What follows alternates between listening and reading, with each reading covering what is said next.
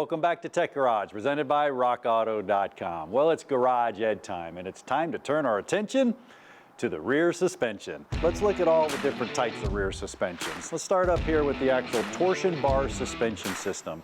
This is employed on a lot of four-wheel drive vehicles. You can see their control arm right there, and then the torsion bar goes all the way back, and it's usually attached to some frame at some point. Now, I want you to be careful with a torsion bar suspension. Although it doesn't look like it's under tension, it is. That's a spring under immense amount of tension. So if you're loosening any of those components, make sure you release the tension off the torsion bar first. Going down to our actual leaf spring suspension system down there. It's usually a non-independent suspension on a lot of older vehicles. You see with the big differential going across. You got your leaf springs on the bottom. You want to check your shackles on the front, on the back. You want to make sure there's no looseness and make sure all your couplings on your springs tight and secure so your suspension will actually work well. Then over there you got your air shock. Now your air shock or air spring is controlled by air. Now that's pretty cool because it is a spring and it controls ride height. It's just done with air. It's located usually where a coil spring would go, and then it actually supports the vehicle with the air spring itself through a solenoid and an air motor and a couple of channels of air supply. We can get that ride height correct. Now here's another one. This is a coil spring suspension I have right here. You can see the coil, the red portion right here, located right here, and then you have the control arm right here, and then the upper one right here, connected to our actual dead axle back here. This is a front wheel drive vehicle, so it's a coil spring suspension system, but it works really, really well.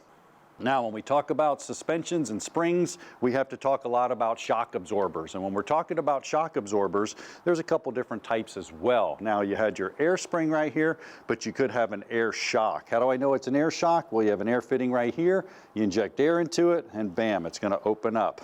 Now, our shock absorbers. Our shock absorbers actually control spring oscillations. Our spring control ride height. And you can see one right here, cutaway. It's all about the valving inside the shock absorber, my friends. What happens here is the fluid either passes through real fast and you get that bouncy ride, or it's restricted and you get a little stiffer ride.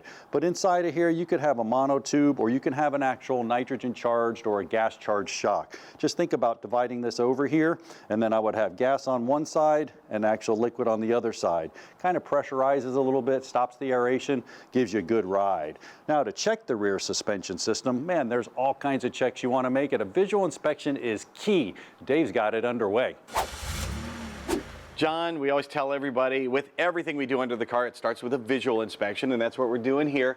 First thing we want to look at on the rear suspension is the coil spring. Looking for any degradation there, especially if you live in the Northeast, you're going to have all kinds of rust potentially on that, and rocks and things can jump up and chip the spring there. So if you have any issues with the spring, you're going to want to replace that, because that's a pretty important part of the suspension here. Next, we're going to take a pry bar, and we're going to look at the control arms here, maybe check where the bushings are, see if there's any wiggle there, and if there is, you've got bad bushings, they'll need to be replaced. And also here with the other control arms, we're doing the same thing. Everything here looks really sound. And then we're going to go up to the shock and take a look at it first to see if it's leaking any fluid from the top, the bottom, anywhere on the shock. That's going to be an issue, and we'll give it a big tug.